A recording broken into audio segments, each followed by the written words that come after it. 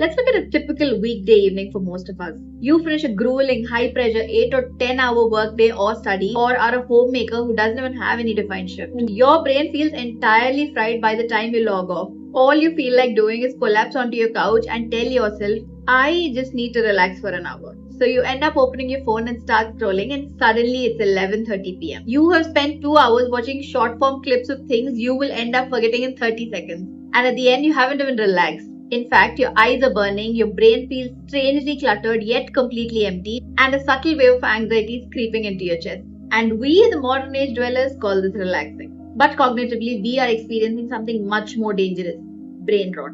It is a state of passive, low effort consumption that leaves our mind feeling completely stagnant, trapping us in a bored, uninspired era. For the longest time, the standard self-help advice has been to use that evening time to side hustle or read a complicated non-fiction. But as ambitious, busy millennials, we don't need more pressure. We need a psychological defense mechanism. Today, we are looking at the actual neuroscience of why passive scrolling leaves you feeling exhausted and why building a low-stakes active hobby is the absolute best biological shield against mental stagnation. I am going to share you the exact framework to help you build a hobby that protects your mind, lowers your anxiety, and actually restore your energy without feeling like another chore on your to-do list. Now let's understand the science behind this. And the best way to understand this is by knowing the link between passive consumption and cognitive decay. To beat the slump, we have to look at what passive consumption actually does to your neural pathways. When you scroll through social media or mindlessly binge a television show, your brain is sitting in a state of passive intake. Your prefrontal cortex, the region responsible for deep decision making, emotional regulation, and critical thought, essentially goes completely offline. You are letting an external algorithm dictate your focus. Because these platforms feed on short, unpredictable bursts of novelty, your brain releases quick, unearned spikes of dopamine. In simple words, it is cheap, low-stakes stimulation. Over time, your brain starts to adapt to this hyper-rapid pacing. It dulls your natural ability to focus on slow, deeply satisfying tasks. And this is the definition of brain rot. It causes your attention span to fracture and your baseline stress levels to raise. This is one of the beautiful captions I read regarding the cost of stagnation. Your new life is going to cost you your old one. It is going to cost you the version of yourself that you have normalized. If the version of yourself that you've normalized is a high-functioning zombie who works hard all day but turns into a passive screen consumer at night, your brain will slowly start losing its cognitive plasticity. And to protect your mind, you do not need total silence. You need cognitive redirect. This is the 4-step process to do it. Step number 1, the neuroactive pivot. A true defense mechanism against brain rot requires shifting from passive consumption to active creation.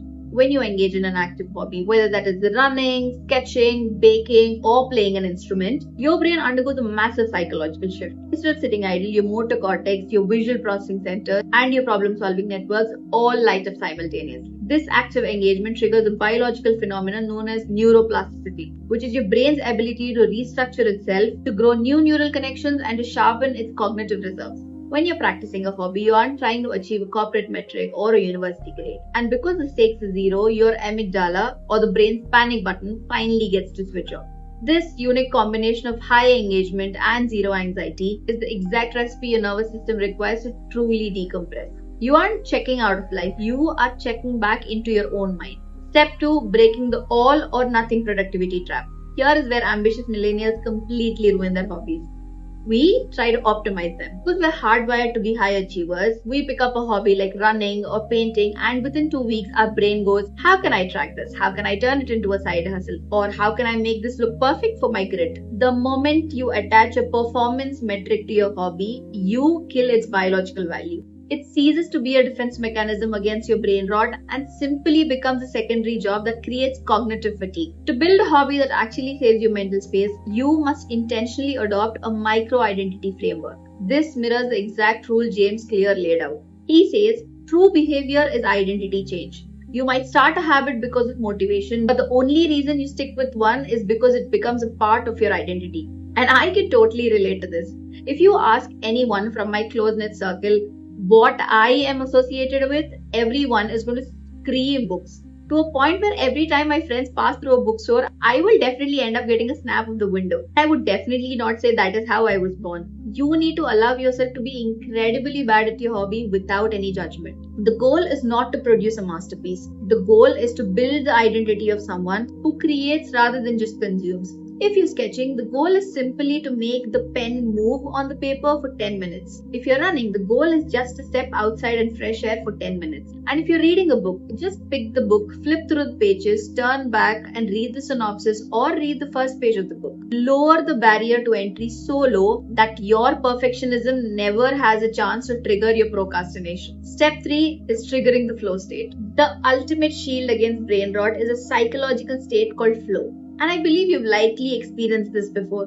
It's that beautiful pocket of time where you're so completely immersed in an activity that your inner critic goes completely silent, you lose track of time, and your worries evaporate. But flow doesn't happen while passive scrolling because the challenge level is 0. Flow requires a very specific biological equation. The challenge of the activity must slightly match or just barely exceed your current skill level. If a hobby is too easy, you instantly get bored and your hand automatically reaches for the phone. And if a hobby is way too difficult or expensive, you get anxious and give up. You need to find your custom sweet spot. Pick a hobby that provides a tiny engaging friction point. If you're learning to cook a new recipe, the friction is figuring out the timing of the ingredients.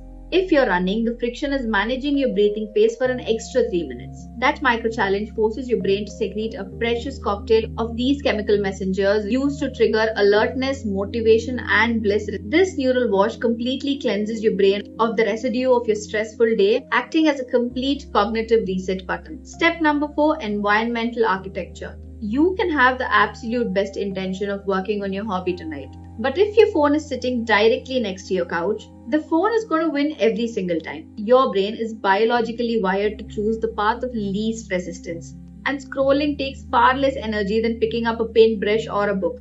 To make your hobby your primary defense, you have to engineer your environment to make consumption difficult and creation effortless. When you walk through your front door after a long day, try putting your phone in a completely separate room or a drawer or on a charging station far away from your relaxation zone. Force your brain to do physical work just to check notifications. Or you can try using visual cues like leaving the tools of your hobby completely visible and ready to go, or leaving your sketchbook open on a coffee table with a pencil next to it. By activating your physical architecture, you are subtly guiding your reticular activating system, or popularly known as RAS, which is the brain's focus filter, to notice your active hobbies first. And to wrap all this up, an ambitious, high-performing life is not built on constant, relentless grinding. It is built on deep, intentional recovery. Your mind is the most valuable digital real estate you own. So stop donating your evening attention span to algorithms designed to keep you numb, distracted, and profoundly bored. Protect your brain health. Find a low-stakes hobby that actually brings you happiness,